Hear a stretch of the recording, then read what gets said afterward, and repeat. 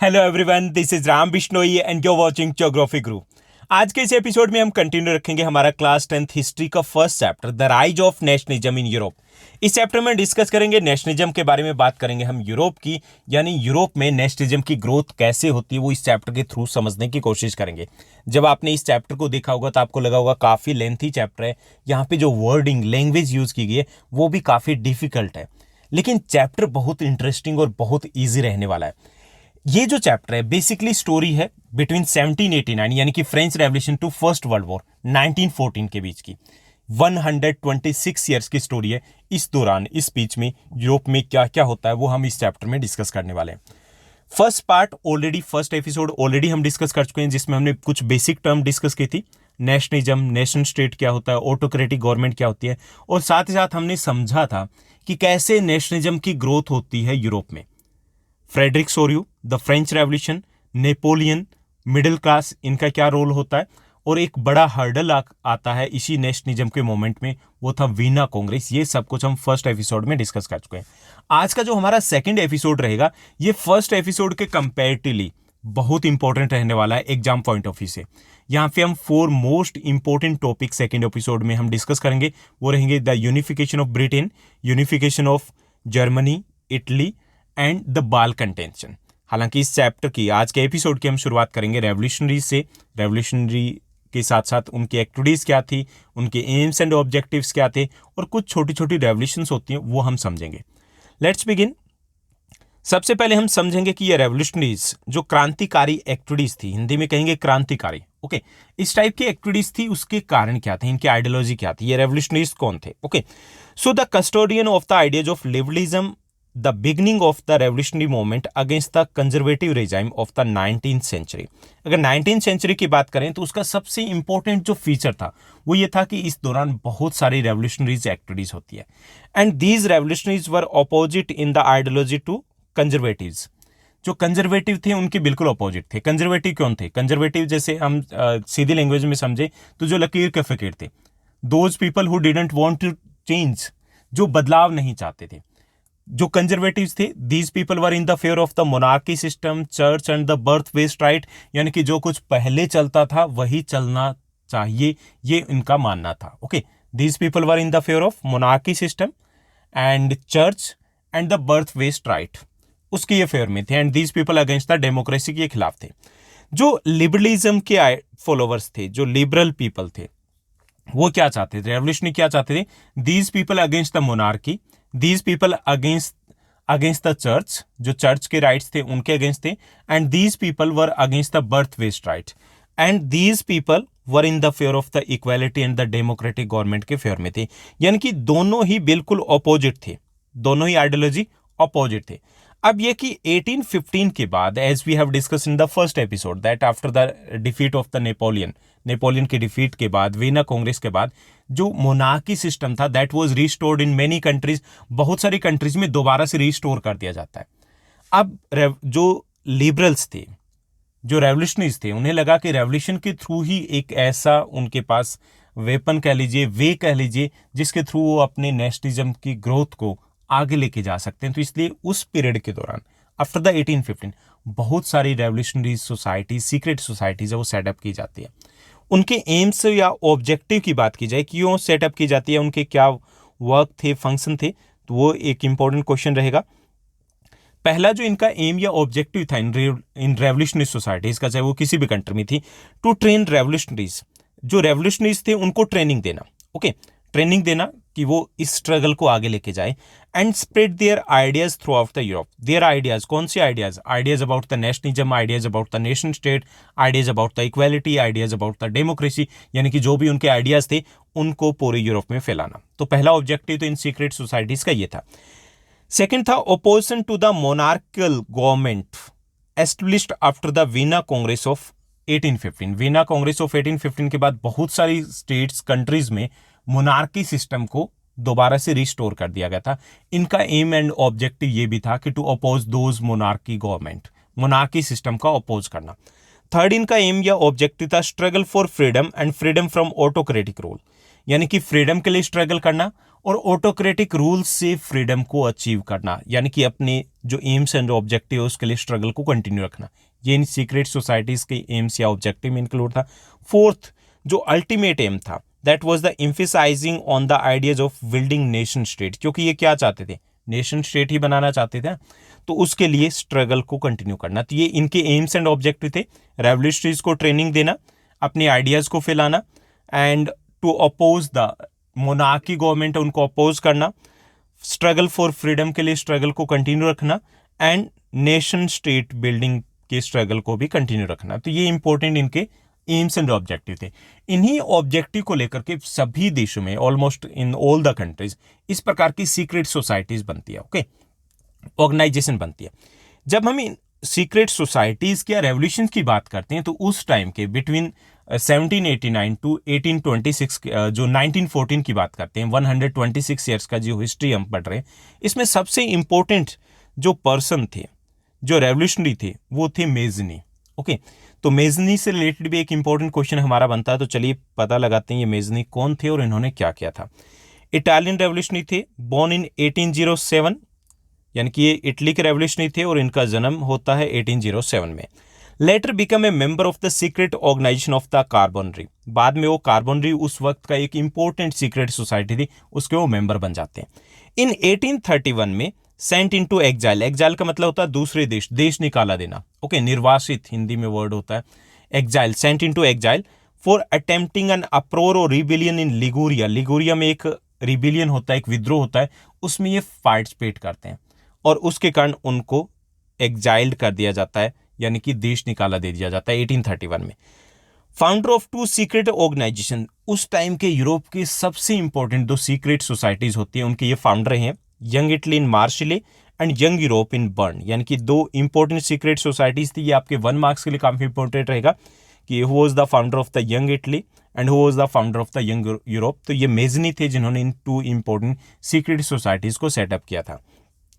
Made the first attempt for the unification of Italy, Italy के unification के लिए पहला जो अटेम्प्ट था वो मेजनी नहीं किया था, although that attempt was not A successful, कामयाब नहीं रहे थे, लेकिन एक तरीके से मोटिवेट किया था, इंस्पायर किया था कि हाँ इटली का यूनिफिकेशन हो सकता है। जैसे कि हमारे यहाँ पे हुआ था 1857 का जो रिवोल्ट था, that was a unsuccessful attempt, लेकिन हमें जो आज़ादी मिली इन 1947, तो हमें इंस्पायर किया था 1857 की रिवोल्ट ने कि उस वक्त जो हमने गलतियां की थी वो हम रिपीट अगर नहीं करेंगे तो हमें सक्सेस मिलेगी। हुआ भी वैसा ही, okay.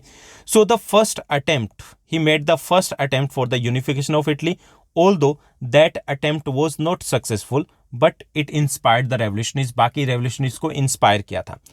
They were against the, he was against monarchical government and conservative rule, किसके खिलाफ था, वो मोनार्की सिस्टम के अगेंस्ट था और कंजर्वेटिव जो रूल था वही मोनार्की रूल था, उसके वो अगेंस्ट था। मैटरनिक, कौन था Metternich, he was Austrian chancellor था, ऑस्ट्रिया के चांसलर थे उस टाइम के, यानी कि नेपोलियन पीरियड के बाद सबसे पावरफुल लीडर थे वो यूरोप के, okay. Metternich described him as the most dangerous enemy of the social order. Metternich है, उन्होंने कहा कि इस सोसाइटी का, इस सामाजिक ताने बाने का सबसे खतरनाक दुश्मन मेजनी है। इससे आइडिया लगता है कि मेजनी कितना पावरफुल था कि पूरे यूरोप में वो हलचल मचा सकता था। मैटरनिक के बारे में हमने फर्स्ट एपिसोड में भी डिस्कस किया था। इनका एक और कोट इंपॉर्टेंट है जो आपके एग्जाम पॉइंट ऑफ व्यू से, कि who said that when France sneezes the entire Europe catches cold, कि जब फ्रांस छींकता है तो पूरे यूरोप को जुकाम हो जाता है। ये भी मैटरनिक ने कहा था, तो काफ़ी बार ये रिपीट हो चुका है कि who said this quote, okay. तो ये बात हुई मेजनी की, कि मेजनी कौन था और मेजनी का क्या रोल था रेवोल्यूशनरी एक्टिविटीज़ में और in the unification of the Italy. Now let's move to the age of revolutions. अब हम 1830 से 1848 की बात करेंगे। यहाँ पर काफ़ी सारी रेवोल्यूशंस होती है, छोटी छोटी क्रांतियाँ होती है अलग अलग डिफरेंट कंट्रीज में, जो हमारी 3 मार्क्स के पॉइंट ऑफ व्यू से इंपॉर्टेंट रहने वाली है। तो इन रेवोल्यूशंस की अगर बात करें तो ये रेवोल्यूशंस अपने कंट्रीज में न केवल इम्पोर्टेंट थी, साथ ही साथ ये इम्पोर्टेंट थी उन पर्टिकुलर एरिया में नेशनलिज्म की ग्रोथ के लिए। The consolidation of power by the conservative regimes linked the liberalism and nationalism to revolutions in many regions of the Europe। ये जो revolutions थी उसके कारण क्या थे कि कंजर्वेटिव जो रेजाइम था वो दोबारा से पावर में आ चुका था आफ्टर द 1815 वीना कांग्रेस के बाद दोबारा से पावर में आ चुका था और उनकी पावर काफ़ी ज़्यादा बढ़ चुकी थी। So that link the liberalism and nationalism to revolutions in main regions of the Europe. इससे एक ही वे बचा जो मिडिल क्लास था उसके पास, जो लिबरल्स थे उनके पास, कि वो रेवोल्यूशंस के थ्रू अपने इस मूवमेंट को आगे लेके जाए। और इसके रिजल्ट के कारण यूरोप के काफ़ी सारे इलाकों में इस टाइप की रेवोल्यूशंस होती है, क्रांतियाँ होती है। The Italian and German states, the Ottoman Empire, the provinces of the Ireland, Poland experience such revolutions. इस टाइप की जो बड़ी रेवोल्यूशंस हुई थी वो इटली, जर्मनी, ऑटोमन एम्पायर या आयरलैंड, पोलैंड, इस टाइप के इन रीजन्स में मेनली फोकस रहा था इन रेवोल्यूशनरी एक्टिविटीज़ का। Revolutionaries included professor, school teachers, clerks, members of the commercial middle class. कि रेवोल्यूशनरीज में कौन थे? मेनली जो एजुकेटेड क्लास थी, जो मिडिल क्लास थी, वो लोग इसमें इंक्लूड थे इन रेवोल्यूशनरी एक्टिविटीज़ में, क्योंकि वही सपोर्टर थे लिबरलिज्म के, वही सपोर्टर थे नेशनलिज्म के। ओके, जिस मिडिल क्लास की बात हमने फर्स्ट एपिसोड में की थी। तो चलिए देखते हैं इस पीरियड के दौरान कौन सी इंपॉर्टेंट रेवोल्यूशंस होती है। पहली जो रेवोल्यूशन थी जुलाई रेवोल्यूशन ऑफ फ्रांस 1830। 1789 की फ्रेंच रेवोल्यूशन के बाद ये दूसरी इंपॉर्टेंट रेवोल्यूशन होती है जो फ्रांस में होती है। July revolution of France 1830। The Bourbon kings who had been restored to power after the Vienna Congress of 1815 were overthrown by the moderate revolutionaries. इसका पहला जो कंसिक्वेंसेस होता है इस जुलाई रेवोल्यूशन का, कि जो बॉर्बन किंग्स थे जिनको पावर को रिस्टोर कर दिया गया था 1815 की वीना कांग्रेस के बाद, उनको ओवरथ्रोन कर दिया गया, उनके शासन को उखाड़ फेंका गया। Okay, Louis Philippe was installed as the constitutional monarch. जो लुई फिलिप है उनको दोबारा से कॉन्स्टिट्यूशनल मोनार्क बना दिया जाता है। Constitutional monarch means now they had their own constitution, उनका एक कॉन्स्टिट्यूशन था। इट मीन्स दैट वहां पे रूल था वो कॉन्स्टिट्यूशन के अकॉर्डिंग चलाया गया था। तो दोबारा से जो 1789 के रेवोल्यूशन के बाद हुआ था वो सब कुछ यहाँ पे रिस्टोर करने की कोशिश की गई। Okay, Belgium United Kingdom separated from the Netherland, यानी कि जो बेल्जियम था वो separated from the United Kingdom of Netherland था, उससे अलग कर दिया गया। पहले क्या था, वीना कांग्रेस के बाद जो यूनाइटेड किंगडम ऑफ बेल्जियम था उसी का part, United Kingdom of Netherland था उसी का पार्ट था बेल्जियम। अब बेल्जियम को अलग बना दिया गया। तो ये 3 इंपॉर्टेंट फीचर्स थे इस जुलाई रेवोल्यूशन ऑफ फ्रांस के। ओके, तो यहाँ पे पहला क्या था कि द बॉर्बन किंग्स जिनको रिस्टोर किया गया था 1815 की वीना कांग्रेस के बाद, were overthrown by the moderate revolutionaries ने इनको उखाड़ फेंका। And Louis Philippe was installed और proclaimed as the constitutional monarch है, उनको बना दिया जाता है और बेल्जियम को एक सेपरेट नेशन के तौर पर सेटअप कर दिया जाता है। ओके, तो ये हुआ जुलाई रेवोल्यूशन ऑफ फ्रांस 1830। उसके बाद ग्रीक रेवोल्यूशन, ये आपके लिए बहुत इंपॉर्टेंट रहने वाली है। ग्रीक रेवोल्यूशन ऑफ 1830 ये क्या थी? ग्रीक रेवोल्यूशन की बात करें, this was the Greek war of independence. ये वास्तव में ग्रीस की आज़ादी का एक युद्ध था। ओके, क्योंकि यहाँ पर ग्रीक जो लोगों की बात करें या ग्रीस की बात करें, that was the part of the Ottoman Empire. Ottoman empire के पार्ट में थी लास्ट 300 ईयर से। तो ये उनकी आज़ादी का एक आंदोलन था जैसे कि हमारे देश में चला था। So this was the Greek war of the independence. Greece was the part of the Ottoman Empire from the 15th century से। वो किसके पार्ट थे? ऑटोमन एम्पायर के पार्ट थे। ओके, यानी कि ये आज़ाद नहीं थे। The development of the nationalism in Europe mark the beginning of the Greek struggle for independence from Ottoman rule in 1821। कि जैसे जैसे नेशनलिज्म की ग्रोथ होती है तो ग्रीस में भी हलचल शुरू हो जाती है। That begin the struggle for the independence in Greece too, and जो 1821 से इसकी शुरुआत होती है। Okay, after the 1821 the struggle for the independence begin in the Greece. किसके अंडर में थी? ये ऑटोमन एम्पायर के अंडर में थी 15th सेंचुरी से। Received support from the western European countries, और ग्रीस को सपोर्ट मिलता है वेस्टर्न यूरोपियन कंट्रीज से। क्यों मिलता है? Because poets and artist who were inspired from the ancient Greek culture and literature also supported the independence of the Greece. क्योंकि जो ग्रीस था वो काफ़ी ज़्यादा रिच रहा था, किसमें? कल्चर में, लिटरेचर में, जो एंशिएंट ग्रीस की हम बात करें। तो इसलिए जो वेस्टर्न यूरोपियन कंट्रीज है उनका सपोर्ट मिलता है। जो पोइट्स, आर्टिस्ट होते हैं, राइटर होते हैं, उनको सपोर्ट मिलता है। For example, the famous English poet Lord Byron raised funds. जो लॉर्ड बायरन है, फेमस इंग्लिश पोइट हुए, उसने इस स्ट्रगल के लिए फंड भी रेज किया था उस टाइम में भी। तो इससे आइडिया लगता है कि किस तरीके से सपोर्ट मिला था वेस्टर्न यूरोपियन कंट्रीज का।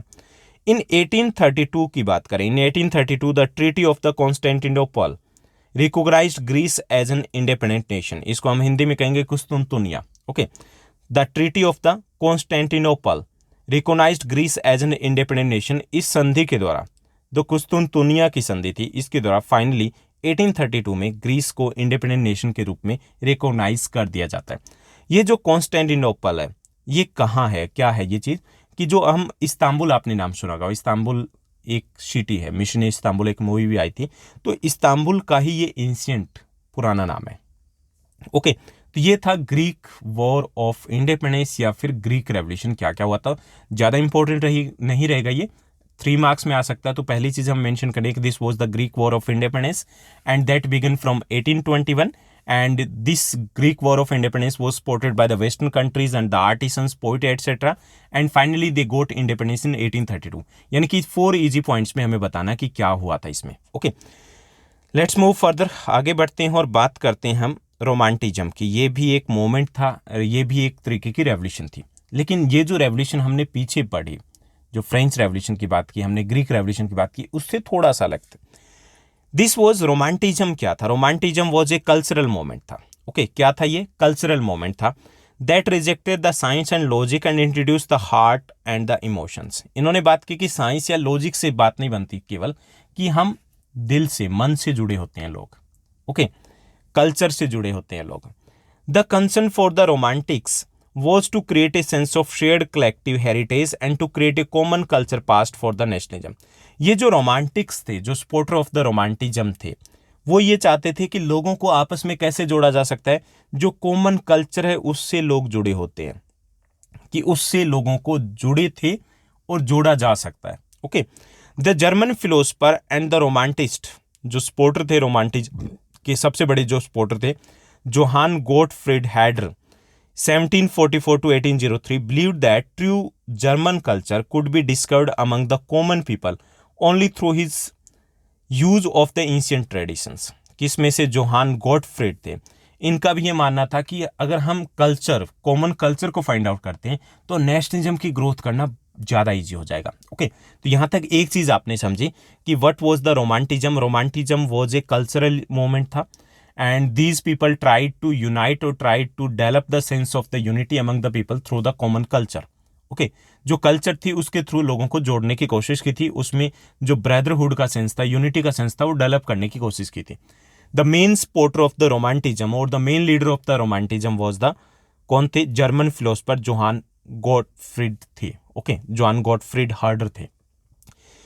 इसमें किस चीज़ के ऊपर फोकस किया गया था, जो रोमांटिज्म था, The emphasis was placed on the vernacular language and folklore।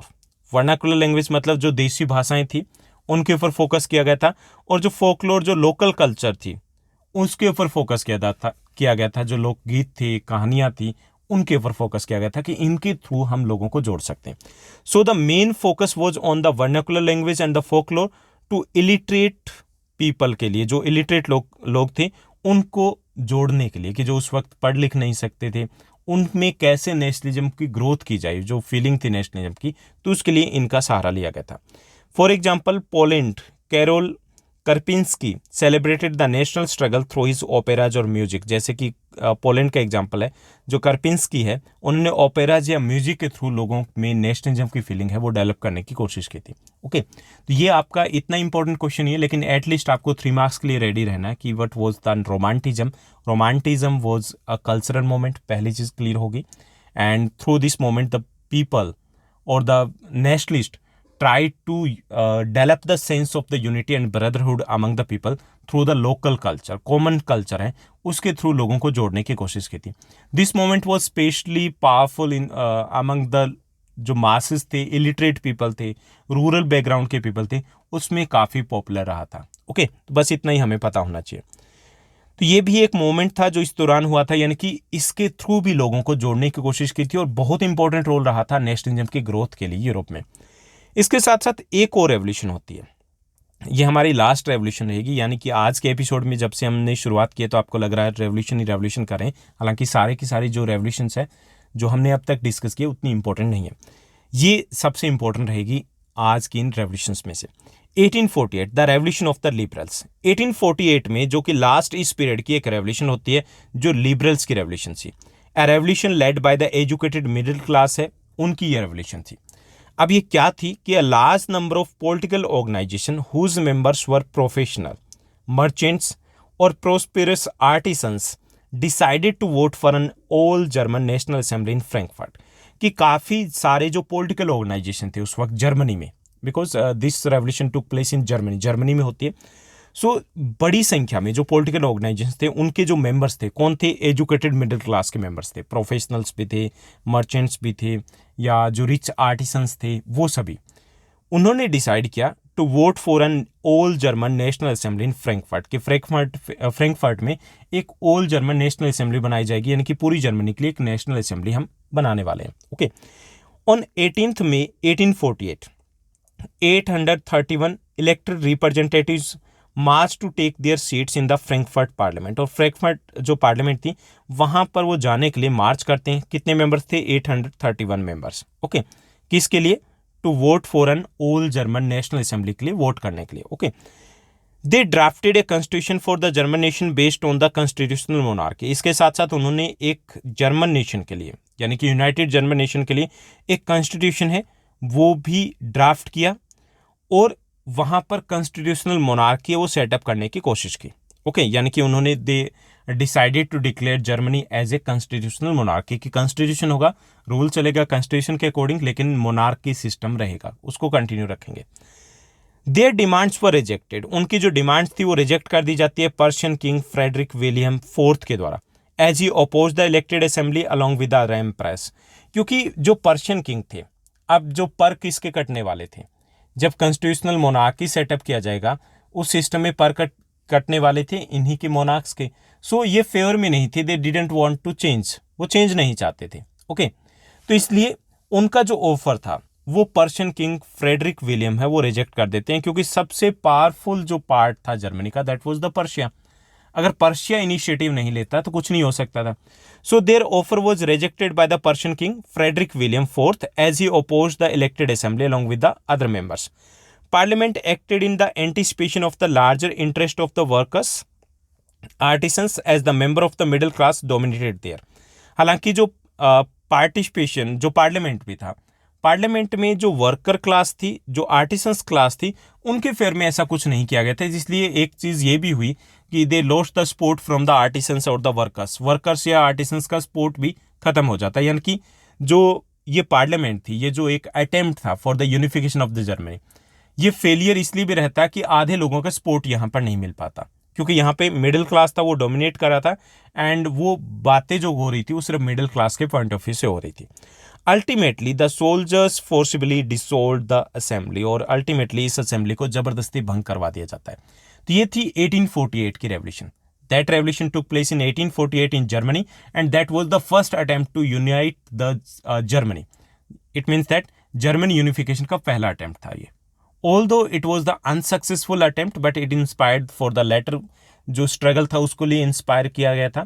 And इसमें 831 जो रिप्रेजेंटेटिव्स थे उन्होंने पार्टिसिपेट किया था। They framed the constitution of the Germany and tried to declare Germany as the constitutional monarch, declare करने की कोशिश की थी, but their offer was rejected by the Kaiser, जो फ्रेडरिक विलियम थे, उन्होंने इस ऑफर को रिजेक्ट कर दिया था। And finally this assembly was forcefully dissolved by the soldiers इसको भंग कर देते हैं। तो ये हमारा 1848 के रेवोल्यूशन में होता।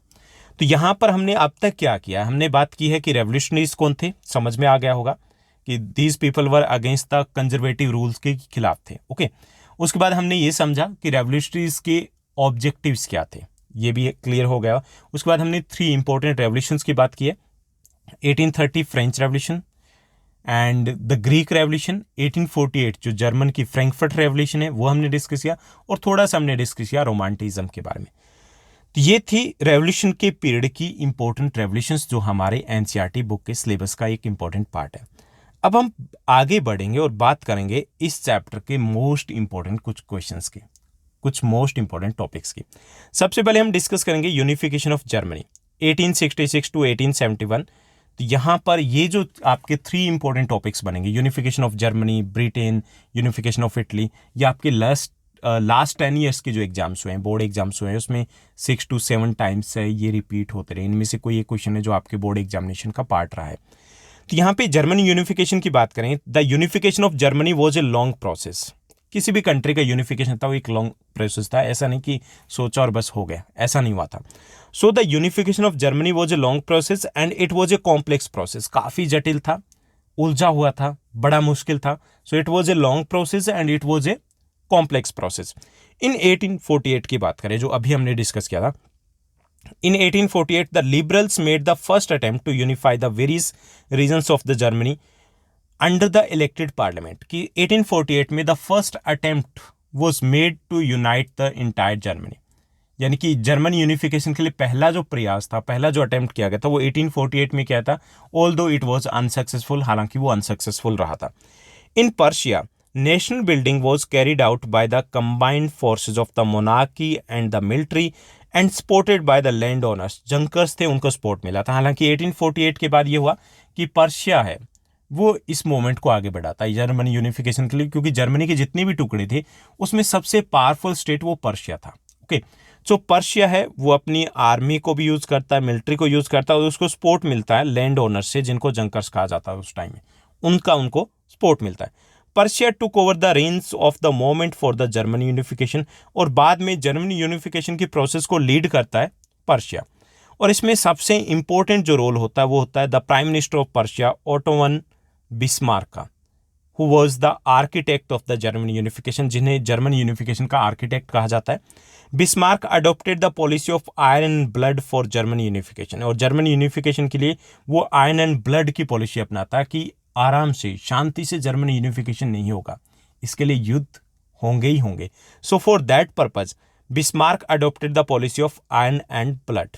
Persia emerged victorious after the fighting 3 wars in 7 years. German unification के लिए 7 ईयर्स में 3 वॉर्स होते हैं, और सभी में पर्शिया है वो विक्टोरियस एमर्ज होता है against the combined forces of Austria, Denmark and France के खिलाफ। ये 3 बड़े युद्ध होते हैं।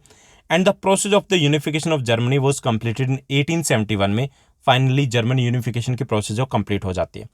German unification is completed on 18 January 1871 and the Persian emperor Kaiser William is proclaimed as the emperor of Germany.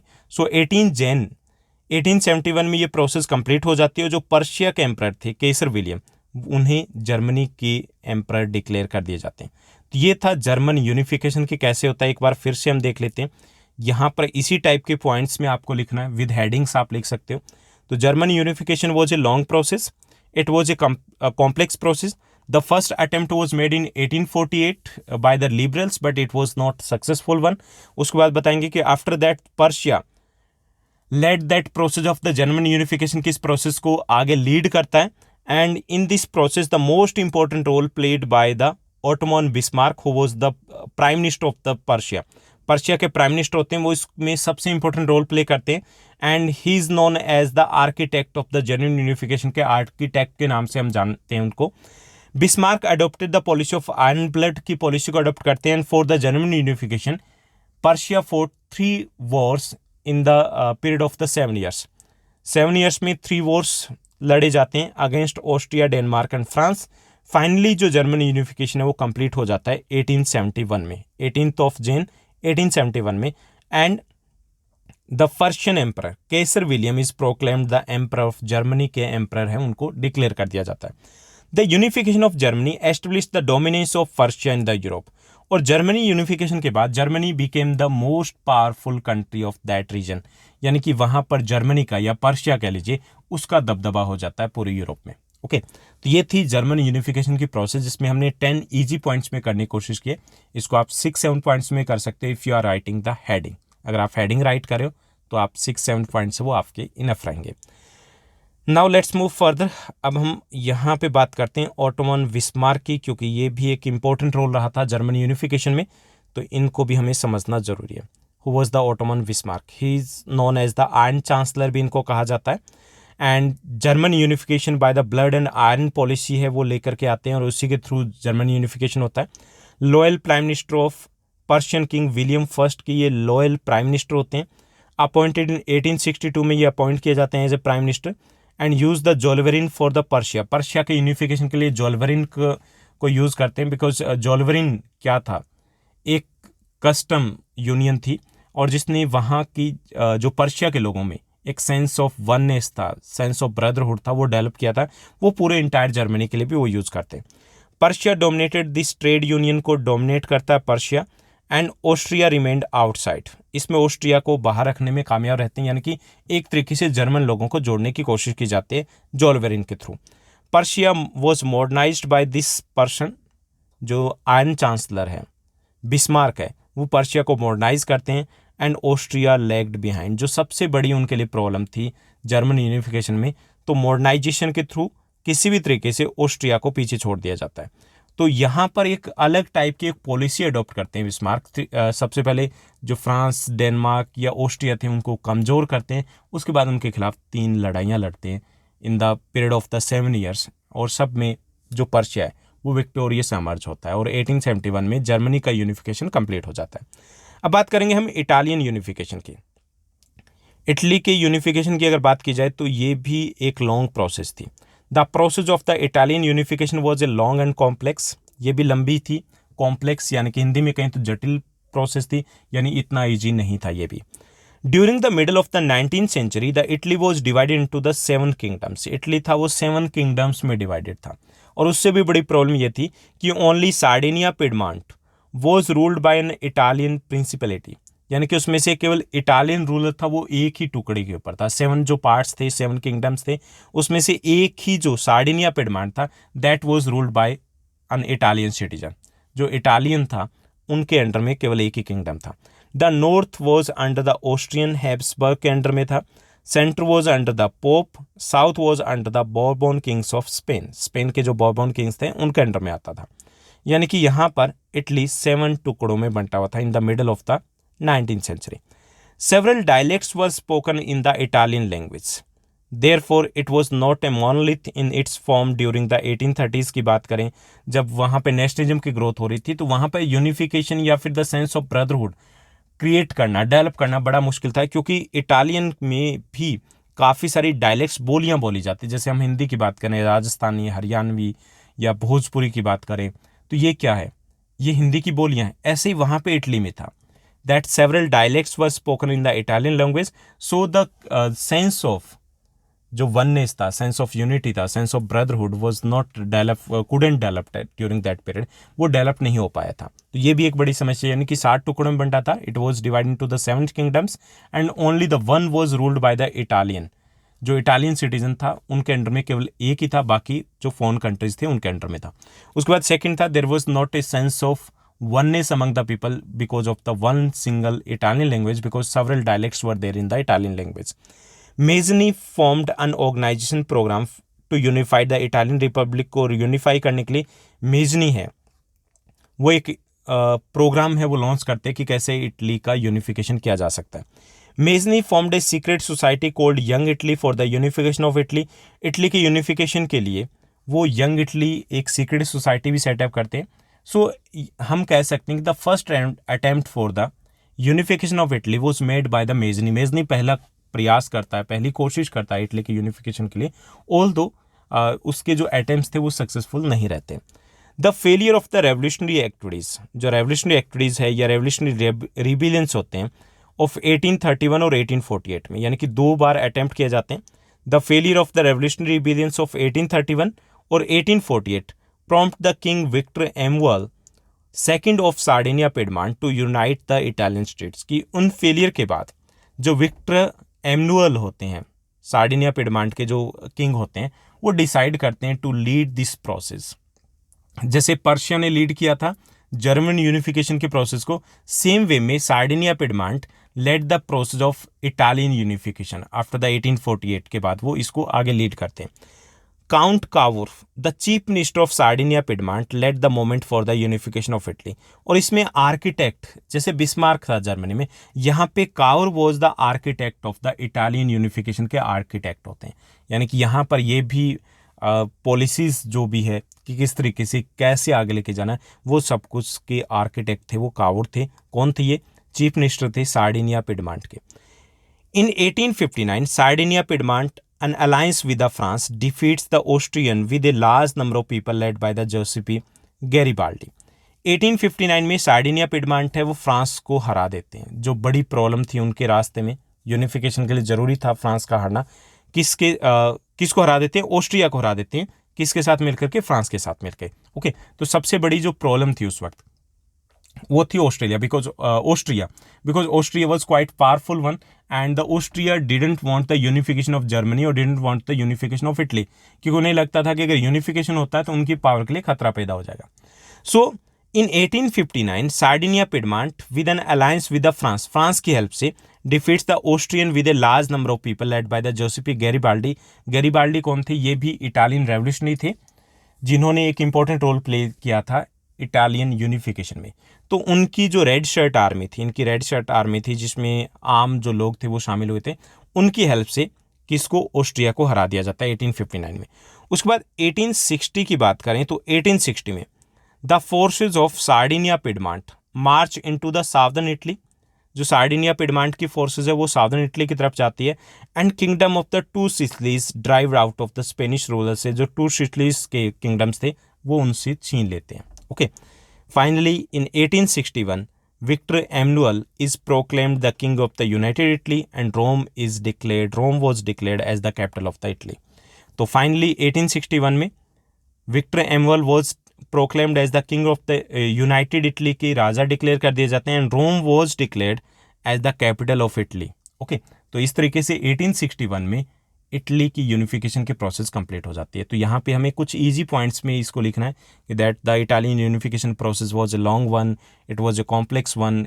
In the middle of the 18th century, middle of the 19th century, the Italy was divided into the 7 kingdoms. Only the Sardinia Piedmont was ruled by the Italian citizens. केवल वही एक under में था। And after the 1848 revolution, Sardinia Piedmont decided to lead this process, and most important role was played by the Count Kaur, and he is also known as the architect of the Italian unification. उसके बाद 1859 में they fought against the Austria and defeated the Austria, and in 1860 they take out or drive out the two Sicilies from the Spanish rulers से वो ले लेते हैं, and finally in 1861 this process, the unification of Italy was completed, and Victor Emmanuel was proclaimed as the king of the United Italy. Okay, तो ये सब कुछ यहाँ पर रहेगा हमारा। तो ये था इटली का यूनिफिकेशन कैसे हो पाता है। उसके बाद बात करेंगे यूनिफिकेशन ऑफ ब्रिटेन। ब्रिटेन की बात करें तो ब्रिटेन में अभी की बात करें तो 4 कंट्रीज है इसमें, Scotland, Northern Ireland, Great Britain यानी कि ये इंग्लैंड, और ये Wales. Okay, England, Wales, Scotland और नॉर्दर्न आयरलैंड, इन चारों से मिलकर बनता है ग्रेट ब्रिटेन। तो अब हम देखेंगे कि ग्रेट ब्रिटेन कैसे बना। पहले ग्रेट ब्रिटेन भी नहीं था, जैसे इटली नहीं थी, जर्मनी नहीं थी, तो ब्रिटेन की यूनिफिकेशन जो प्रोसेस थी वो थोड़ी सी अलग थी। The story of the unification of the Britain was the unique one, strange one, अजीब थी, अलग थी इन दोनों की कंट्रीज से कंपेयर करें तो। The process of the unification of Britain was a long and complex, long थी और कॉम्प्लेक्स भी थी और यूनिक थी। यूनिक इन द सेंस कि जैसे दोनों में हमने देखा कि काफ़ी सारे युद्ध होते हैं, काफ़ी सारी बैटल्स होती है, ऐसा यहाँ पर बिल्कुल नहीं होता है, तो इसलिए ये यूनिक थी। Britain was not a nation state before the 18th century। 18th century से पहले बात की जाए तो ब्रिटेन इस टाइप का नेशन नहीं होता था। Primary identity was based on the ethnicities such as the English, Wales, Scot और आयरिश, यानी कि उनकी एथनिसिटीज थी, उनकी कल्चर थी, उसके बेस पर ये 4 पार्ट्स में डिवाइड थे। इंग्लिश थे, वेल्स थे, स्कॉट थे और आयरिश थे। Okay, the continued growth of the economic and the military power made the English nation expand its influence over the other countries and islands. लेकिन बाद में एक ऐसा होता है कि जो इंग्लैंड है उसकी मिलिट्री पावर है, उसकी इकोनॉमिक पावर है, वो इंक्रीज होती है और उसके कारण उसका इन्फ्लुएंस हो जाता है बाकी 3 जो थी, जो वेल्स था या स्कॉट जो थी या आयरिश थी, उनके ऊपर दबदबा बन जाता है इंग्लिश का। इन 1688 में, जो कि पहला स्टेप कह सकते हैं for the unification of the Britain, in 1688 England was established as a nation. पहली बार इंग्लैंड को एज ए नेशन है एस्टेब्लिश किया जाता है, and the English parliament took power from the monarchy से इंग्लिश पार्लियामेंट ऑफ पावर ले लेती है, and which is called the glorious revolution. इसको ग्लोरियस रेवोल्यूशन कहा गया था, शानदार क्रांति, क्योंकि this was a bloodless revolution, बिल्कुल भी खून नहीं बहा था और एक रेवोल्यूशन हो गई थी, एक बहुत बड़ा चेंज आ चुका था। तो ये पहला स्टेप था for the unification of the Britain, क्योंकि पहला कंट्री बना था। England was declared as a nation state in 1688 and this was known as the glorious revolution, इसको कहा जाता है। उसके बाद 1707 में जो फर्स्ट स्टेप था ब्रिटेन के लिए, यानी कि ये स्टेप था जिसमें इंग्लैंड बना, और ये फर्स्ट स्टेप था 1707 में जब ब्रिटेन बनने की शुरुआत होती है। इन 1707 the United Kingdom of great Britain is formed with the act of union.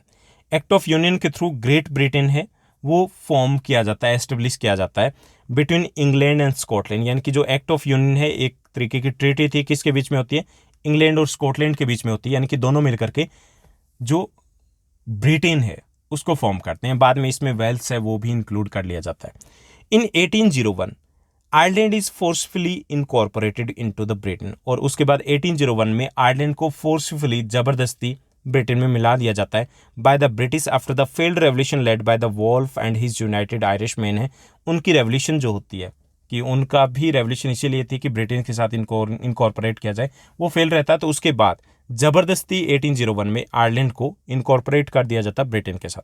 सो 1801 में the unification of Britain was completed. Okay, तो यहाँ पर हमें बताना कि this one was a unique process, this one was a long process, this one was a complex process, and this process began from 1688 with the glorious revolution when the England was declared as a nation state. Okay, in 1707 Act of Union took place between England and Scotland and the Great Britain was formed. In 1801 जो हमें याद रखना है, the island is forcefully incorporated into the Britain and thus in 1801 में British unification was completed.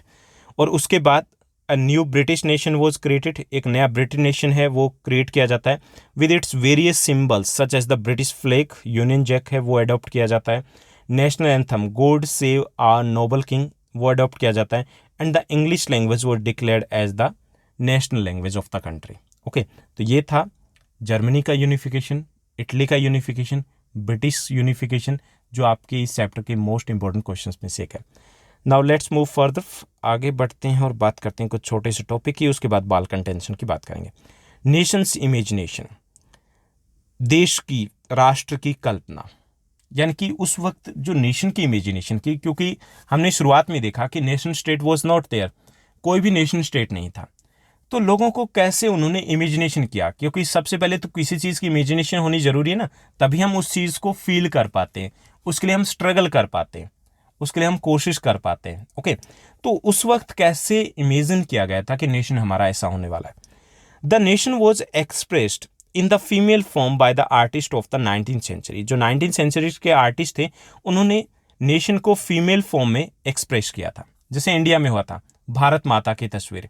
Bharat माता उस वक्त, क्योंकि एजुकेशन नहीं थी उस वक्त, सोशल मीडिया नहीं था उस वक्त, इंटरनेट नहीं था, तो उस वक्त भारत माता की जो तस्वीर थी उसने लोगों को जोड़ा कि ये हमारी भारत माता है जो चेन से जकड़ी हुई है, जिसे हमें छुड़ाना है। ओके, तो same was there in the Europe to.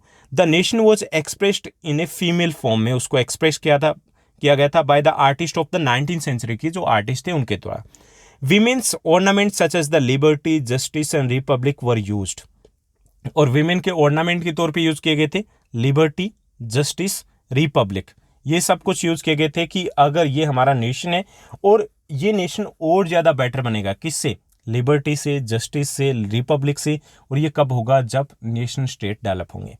France का यहाँ पे एग्जाम्पल लेंगे। In France the nation's imagination of the people was characterised by the ideas of freedom and republic, यानी कि वही आइडियाज थे, फ्रीडम और रिपब्लिक थे, वो मेन फीचर्स थे जो नेशन का आइडिया था उसके साथ जुड़े हुए, और उसमें साथ साथ रेड कैप, ट्राई कलर और कॉकेट ये सिंबल यूज किए गए थे। And Marianne was the metaphor for the French nation, जो फ्रेंच नेशन है उसके लिए मेटाफोर जो फीमेल फिगर था वो था मैरियाने। ओके, तो ये आपका 1 मार्क्स लिए इंपॉर्टेंट रहता है। Marianne was associated with the French nation के साथ वो एसोसिएटेड थे, जैसे भारत माता वैसे फ्रांस में मैरियाने थी। जर्मनी की बात करें, Germany, Germania became the country's metaphor. Germany में जर्मेनिया थी वो वहाँ का फीमेल फिगर थी, फीमेल फॉर्म थी उस नेशन का। Germania wearing a crown of the oak leaves as the German oak symbolise for the valour और द विक्ट्री और द पावर और द ब्रेवरी। वहाँ पर जर्मेनिया को एक ओक लीव का क्राउन है वो पहने हुए दिखाया जाता था, क्योंकि ये ब्रेवरी का, विक्ट्री का एक सिंबल माना जाता है। ओके, तो ये यहाँ पर देखा कि उस वक्त जो नेशन थी उनकी इमेजिनेशन कैसे की गई थी, that the nation was expressed in the form of the female figure and the main ornaments were use at the liberty, justice, equality, republic, ये मेन ऑर्नामेंट्स यूज किए गए थे। एंड मेरिया ने symbolise the French nation and the Germania की बात करें, Germania was symbolise the Germany nation. Okay, ये हो गया कि किस तरीके से वहाँ पर नेशन की कल्पना की गई थी, इमेजिनेशन की गई थी। अब हम बात करते हैं कि किस टाइप के सिंबल्स उस वक्त यूज़ किए गए थे उस नेशनलिज्म की ग्रोथ में, क्योंकि हम लगभग चैप्टर को कंप्लीट कर चुके हैं तो इनकी भी बात करेंगे। जैसे broken change was used and it was the symbol of liberty का सिंबल था। Eagle was used and it was the symbol of power. ये आपके एनसीईआरटी की बुक में दिए गए तो वहाँ से ही लिए गए, तो ये भी इंपॉर्टेंट है। Eagle was the symbol of power. Crown of the oak leaves was the symbol of the gallantry और द ब्रेवरी का ये सिंबल था। Sword was the symbol of the readiness to fight, कि लड़ने के लिए हम तैयार हैं। Olive branch around the sword, sword के चारों तरफ, तलवार के चारों तरफ जो ओलिव ब्रांच थी वो सिंबल थे डिजायर टू मेक पीस, कि although we are powerful, हम कमज़ोर नहीं हैं लेकिन हम पीस चाहते हैं। Rays of the rising sun, ये सिंबल थे the beginning of the new era, नए युग की शुरुआत के सिंबल थे। And black, red and gold tricolours जो थी symbols of the liberal nationalist के सिंबल थे ये। ओके, तो ये थे कुछ सिंबल्स जो उस पीरियड के दौरान यूज किए गए थे पूरे यूरोप में। चलिए अब हम आगे बढ़ते हैं, लास्ट टॉपिक की बात करते हैं जो इस चैप्टर का है, Balkan tension in Europe after 1871। 1871 तक लगभग नेशनलिज्म पूरे वर्ल्ड में, यानी कि पूरे यूरोप से होते वर्ल्ड में फैलना शुरू हो चुका था। और यूरोप में बहुत सारे नेशन स्टेट थे, उसमें से कुछ एग्जाम्पल हमने यहाँ पे लिए, वो वहाँ पर क्रिएट किए गए थे। लेकिन बाद में जो नेशनलिज्म था वो इंपीरियलिज्म की तरफ झुक जाता है। नेशनलिज्म मतलब पहले ये था कि नेशन स्टेट बनाना है, उसके बाद ये था कि सबसे पावरफुल बनाना है, सबसे पावरफुल बनाना है दूसरों को कुचलना पड़ेगा। उसके लिए क्या हुआ, बड़े भयंकर परिणाम निकले। फर्स्ट वर्ल्ड वॉर था वो उसी का ही रिजल्ट था।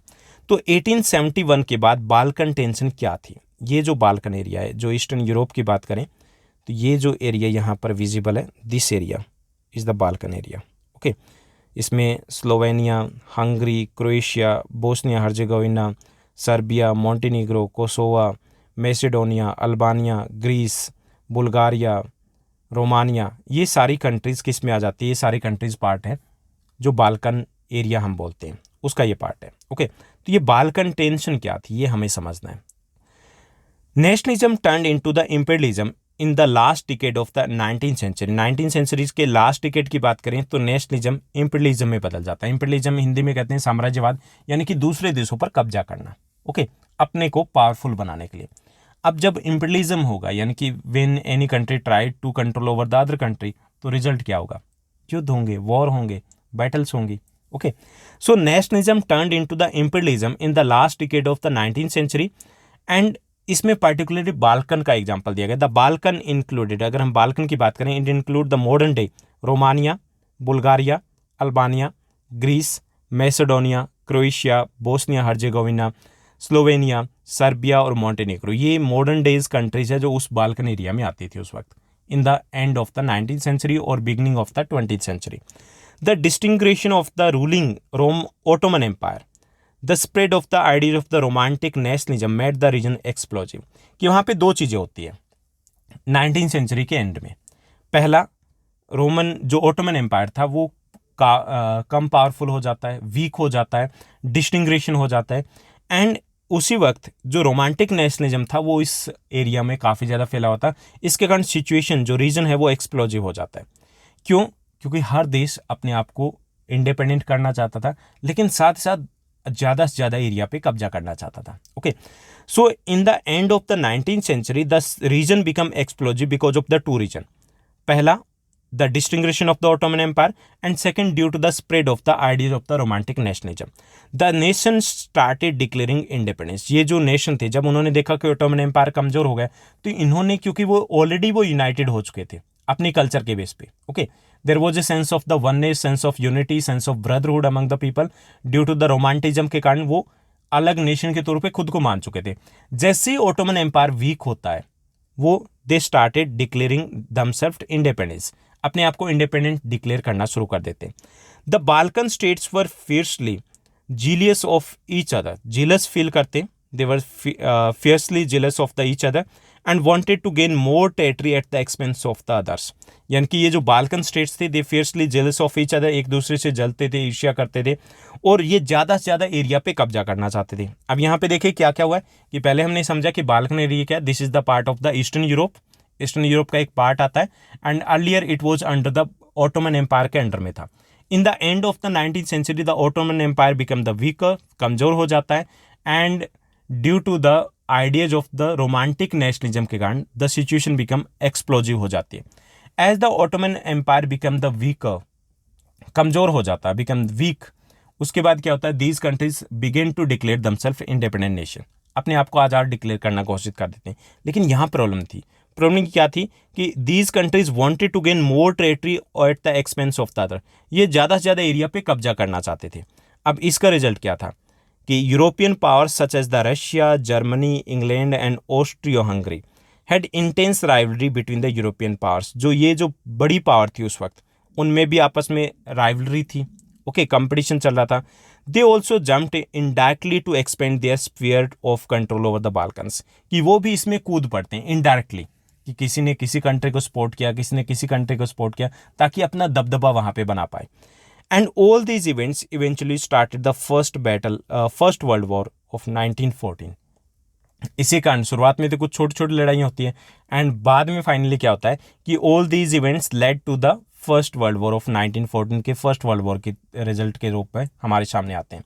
तो ये था बाल्कन टेंशन, कि बाल्कन क्या है ये हमें समझना है, उसके बाद वहाँ टेंशन क्या थी और उसके कंसिक्वेंसेस क्या निकलते हैं। कंसिक्वेंसेस निकलता है first world war, okay. So all these battles eventually led to the first world war of 1914।